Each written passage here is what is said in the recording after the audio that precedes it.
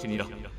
악의가 없이 우연히 사람을 밀치거나 기회를 엿봄이 없이 무엇을 던지거나 보지 못하고 사람을 죽일 만한 돌을 던져서 죽였을 때에 이는 악의도 없고 헤아려 한 것도 아닌즉 회중이 친자와 피를 보복하는 자 간에 이 규례대로 판결하여 피를 보복하는 자의 손에서 살인자를 건져내어 그가 피하였던 도피성으로 돌려보낼 것이요 그는 거룩한 기름 부음을 받은 대제사장이 죽기까지 거기 거주할 것이니라.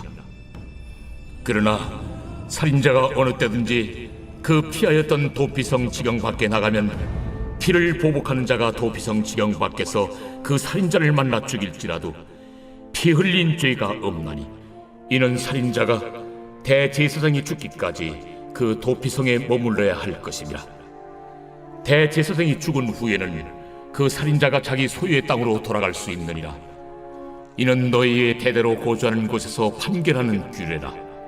사람을 죽인 모든 자 곧 살인한 자는 증인들의 말을 따라서 죽일 것이나 한 증인의 증거만 따라서 죽이지 말 것이요 고의로 살인죄를 범한 살인자는 생명의 속전을 받지 말고 반드시 죽일 것이며 또 도피성에 피한 자는 대제사장이 죽기 전에는 속전을 받고 그의 땅으로 돌아가 거주하게 하지 말 것이니라.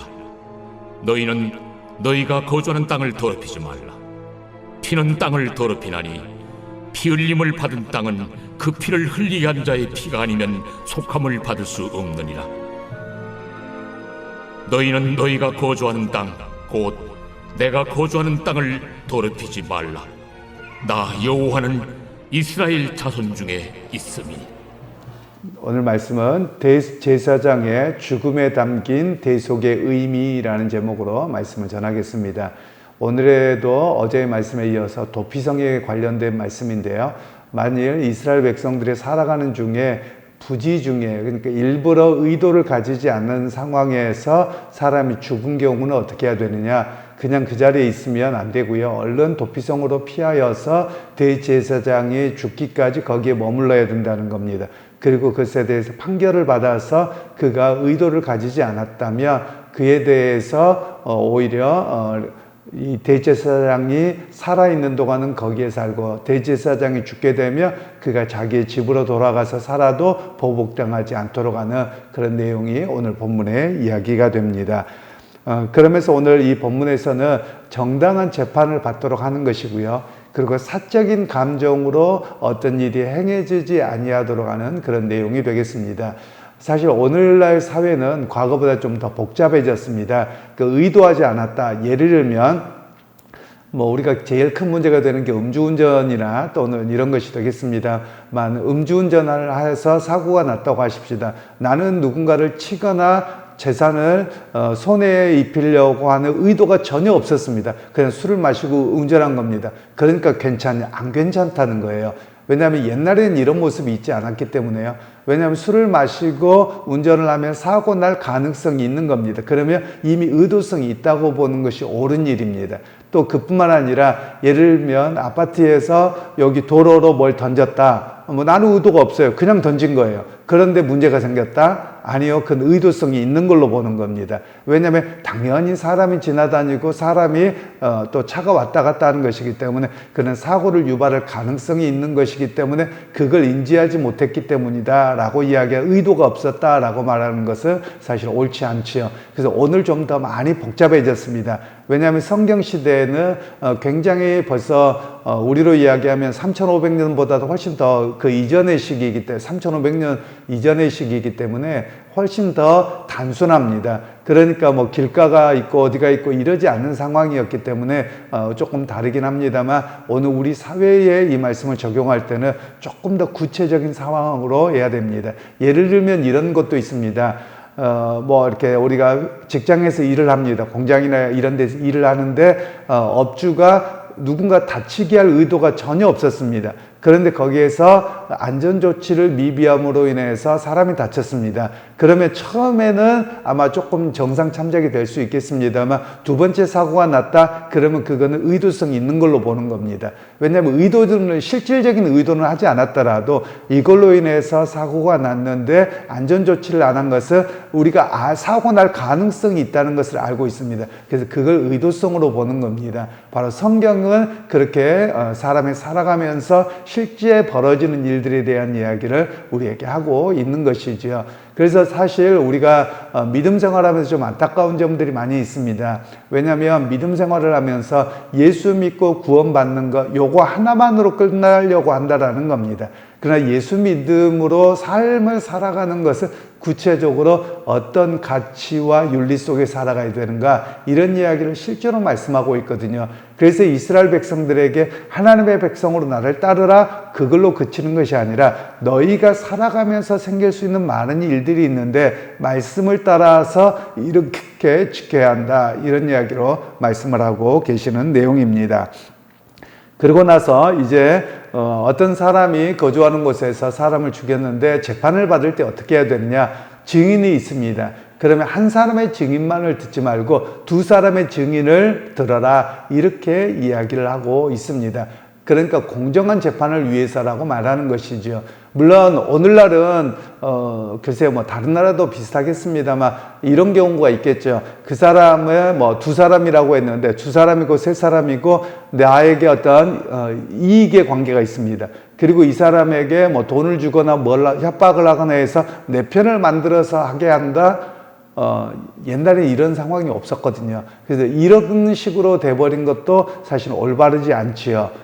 그런 면에서 이야기를 하고 있는 것이죠. 그냥 완전하게 공정하게 처음에 그 의견들 이런 것들이 중요한 내용을 말씀을 하고 있습니다. 그러면서 의도적인 살인죄를 저질렀을 때는 어떻게 하느냐? 그 사람에 대해 속전을 받지 말라는 겁니다. 즉 이 말은 뭐냐면 이 사람에 대해서 죄를 감형해 주지 말라는 거예요. 그리고 마치 우리나라에도 이 속전이라고 하는 개념이 있는데요. 보석금이라고 하는 제도지요. 그러니까 보석금을 내고 내가 좀 풀려나와서 뭘 한다? 이런 걸 하지 말라는 겁니다. 왜냐하면 의도가 나쁘기 때문에 또 죄 지을 가능성이 있고 공동체를 깨뜨립니다. 그러니까 사회 공동체를 깨뜨리지 않도록 하기 위해서 이 사람들에게 속전을 받고 풀어주지 않도록 하는 그런 법이 바로 이런 내용들입니다. 사실 우리 한국 사회도 좀 더 법이 엄격하게 적용이 돼야 됩니다. 우리 한국 사회가 좀 공정하지 못하다고 하는 이유가 많이 등장하는 것이 권력을 가진 자들이나 또는 기득권층에게는 굉장히 무릅니다. 그런데 그렇지 않은 사람들한테는 너무 강한 걸 봅니다. 과거에 이런 판결들이 있더라고요. 어떤 버스 기사가 이렇게 예전엔 돈을 넣고 탔지 않습니까? 그런데 커피를 마시려고 850원을 뭐 이렇게 썼던 모양입니다. 그런데 그것 때문에 이 사람은 해고되고 이런 일이 있었거든요.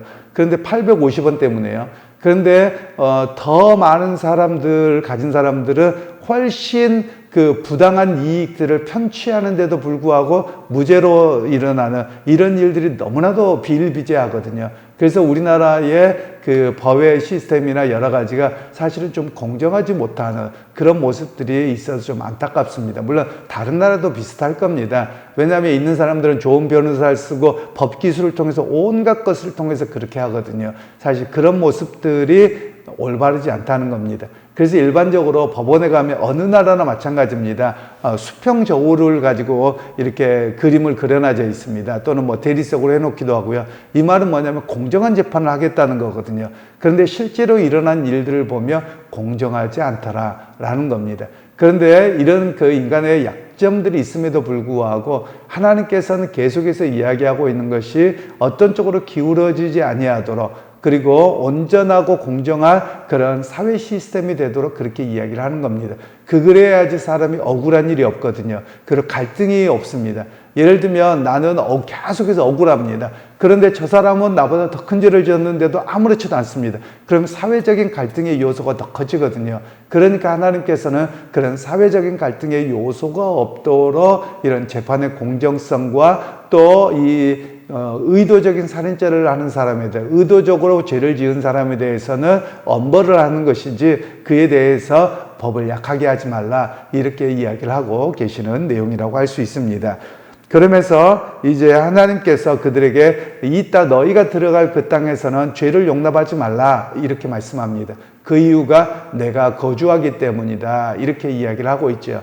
그러니까 하나님이 거룩하시기에 거기에는 죄라고 하는 부분들이 들어가지 아니하도록, 즉 죄의 부분을 온전하게 도려내고 너희가 거룩하고 공정함으로 살아가라 이런 이야기를 말씀하고 계시는 겁니다. 우리가 종종 그런 이야기를 합니다. 교회 안에서나 믿음의 사람들이 좀 우리가 한쪽으로 치우친 경향이 있습니다. 그 뭐냐면 은혜라고 하는 겁니다. 우리가 보통 은혜라는 말은 좋은 말입니다. 그런데 이 은혜를 오용합니다.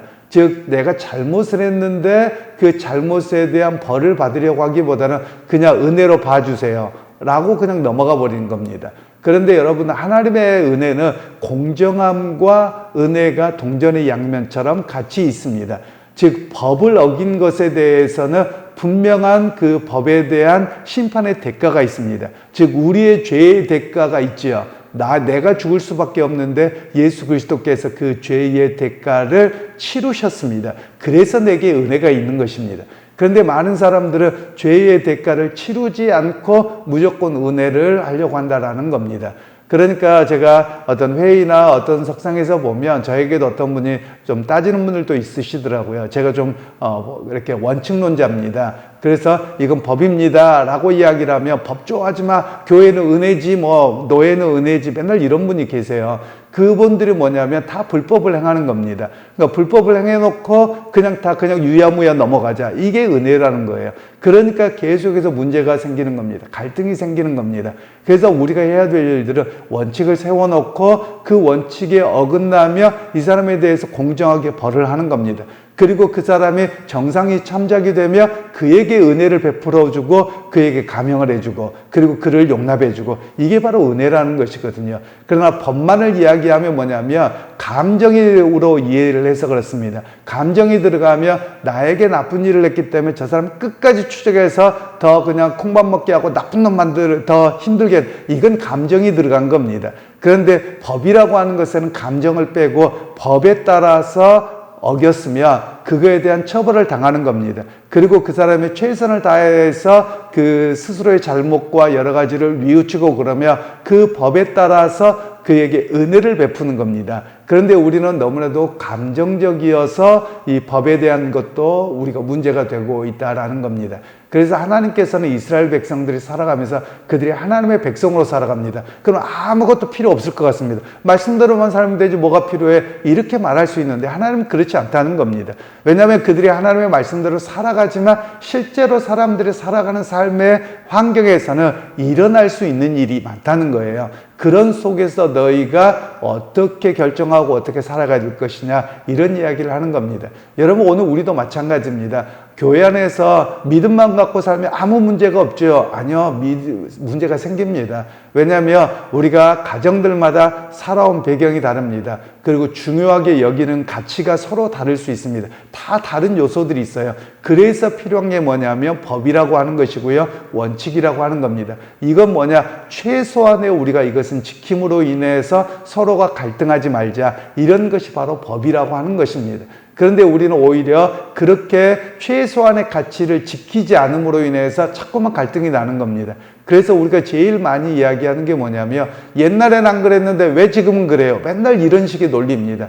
지금 이제 우리 어르신들과 젊은 세대의 갈등이 여기에 있습니다. 예전에는 우리나라가 법 체계가 잘 완비도 되지도 않았고 잘 적용도 안 했습니다. 그러니까 일단 하면 되는 거였습니다. 그런데 지금 젊은 세대에게 그런 이야기를 하면 그건 불법에서 그렇게 하면 안 됩니다, 이런 이야기를 하는 겁니다. 예를 들면 과거에 건물을 지을 때도 보면 건물을 일단 지어 놓습니다. 그리고 나면 문제가 생기면 등기를 나중에 벌금 조금 내고 하면 되는 겁니다. 그런데 지금 젊은 세대들이 보기에는 그거는 불법인데 알고서 처음부터 그렇게 한다는 거 옳지 않습니다. 이런 갈등들이 실제로 있거든요. 바로 그런 측면에서 오늘 우리가 좀 사회가 좀 더 건강해야 되는 것이죠. 교회 안에서도 마찬가지입니다. 우리가 항상 해야 될 일이 뭐냐면 원칙을 세우고 그 다음에 은혜를 베푸는 겁니다. 즉 원칙을 무너뜨린 은혜는 은혜가 아닙니다. 그는 불법이고 난장판을 만드는 사회가 되고 교회가 된다라는 말씀입니다. 그래서 오늘 우리가 기도해야 될 일들이 그런 겁니다. 우리 사회가 됐든 교회가 됐든 하나님 공의가 세워지게 하옵소서, 그런 기도가 필요할 줄로 압니다. 오늘 예수님께서도 만일 우리가 생각하면 그렇습니다. 예수님께서 십자가에 못 박혀 돌아가셔서 우리를 구원하셨는데 하나님이 그렇게 안 하셔도 됩니다. 야, 근데 니네 죄 없어, 이러셔도 돼요. 근데 하나님이 그렇게 안 하셨어요. 즉 독생하신 그 예수 그리스도가 이 땅에 오셔서 죄값을 다 치르시고 나서 그 공의를 만족시키신 거거든요. 그래서 십자가의 사건은 하나님의 공의를 만족시키신 겁니다. 그리고 나서 우리를 용서하신 거예요. 그게 은혜죠. 그냥 만일 하나님이 그게 없이 야 니네들 그냥 아예 없던 걸로 해, 그냥 내가 모른 척 눈 감아줄게, 이렇게 하지 않으셨다라는 겁니다. 그래서 공의를 만족한 다음에 은혜가 있다, 이것을 우리가 기억하셨으면 좋겠고요. 또 하나님께서도 그렇게 하셨던 것처럼 우리의 삶에서도 질서와 원칙이 잘 세워져 갈 수 있도록 우리가 기도하고, 또 우리 각자의 자신들도 질서와 가운데 서로 배려하는 가운데 세워져 가는 그런 사회가 되도록 또 노력하고 기도하는 그런 우리의 모습들이 되기를 주님의 이름으로 축원합니다. 하나님, 오늘 또 이스라엘 백성들이 하나님의 백성이요 하나님의 나라로 살아가는데 이런 원칙이 무엇이 필요할까, 어떤 사건 사고가 날까 이렇게 생각할 수 있지만 실제로 사람들이 살아가는 과정 속에서는 수많은 사건 사고가 일어날 수밖에 없음을 압니다. 하나님, 오늘 우리 사회도 공정함이 세워지게 하시고 원칙이 세워지게 하셔서 서로가 서로의 갈등이 줄어들 수 있도록 하나님 역사하시고, 또 우리 그리스도인들이 먼저 교회 안에서부터 올바른 자리에 있을 수 있도록, 그리고 누구를 비난하고 정죄하기 위한 자리가 아니라 우리 올바르게 가치를 세우고 그 가운데서 은혜를 베풀 수 있는 넓은 마음들도 우리 가운데 있게 하옵소서. 예수님의 이름으로 기도하옵나이다. 아멘.